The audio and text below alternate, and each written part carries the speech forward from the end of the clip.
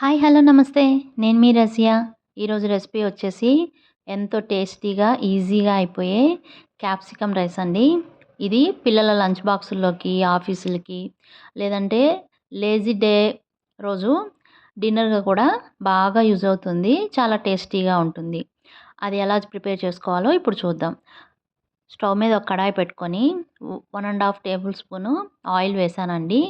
అందులో 1 table spoon షాజీరా వేసి ఒక ఎండుమిర్చి ఇలా తుంచుకొని వేసుకున్నాను. ఈ రెండిటిని కొంచెం వేయించుకున్నాక ఆనియన్ని ఇలా చిన్న చిన్న ముక్కలుగా కట్ చేసి వేసుకున్నానండి.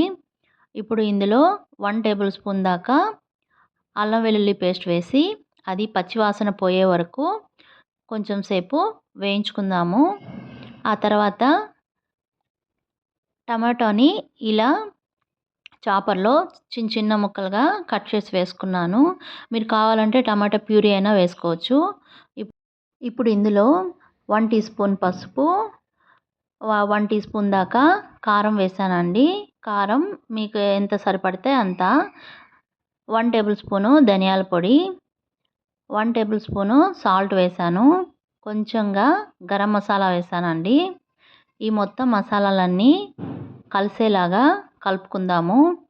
ఇప్పుడు ఇందులో సీడ్స్ అన్నీ తీసేసిన గ్రీన్ క్యాప్సికమ్ని ఇలా పొడుగు పొడుగు ముక్కలుగా కట్ చేసుకొని వేస్తున్నాను. ఇది కొంచెం ఫ్రై అయ్యాక, ఇది పావ్ బాజీ మసాలా అండి, ఎవరెస్ట్ వాళ్ళది. మీరు ఏ బ్రాండ్ అయినా తీసుకోండి. కొంచెం డిఫరెంట్ టేస్ట్ వస్తుంది, బాగుంటుంది. నేను చాలాసార్లు ట్రై చేశాను. చాలా టేస్టీగా ఉంటుందన్నమాట. ఇది మొత్తం ఫ్రై అయిపోయాక మనం ఉడికించి పెట్టుకున్న రైస్ వేస్తున్నాను. మీరు లెఫ్ట్ ఓవర్ రైస్ అయినా వేసుకోవచ్చు, లేదా బాస్మతి రైస్ అయినా వేసుకోవచ్చు. అది మొత్తం కలిసేలాగా కలుపుకున్నాక ఇది పల్లీలు, నువ్వులు, పుట్నాలు కలిపిన పౌడర్ అండి. దీనికి మంచి ఫ్లేవర్ని ఇస్తుంది, చాలా టేస్టీగా ఉంటుంది. మీరు ఇలా చేసి ట్రై చేయండి, చాలా బాగుంటుంది. ఇప్పుడు ఇందులో కొత్తిమీర చల్లుకొని మొత్తం కలిపేసుకొని స్టవ్ ఆపేసుకున్నామంటే ఎంతో టేస్టీగా ఈజీగా అయిపోయే క్యాప్సికమ్ రైస్ రెడీ అయిపోతుంది.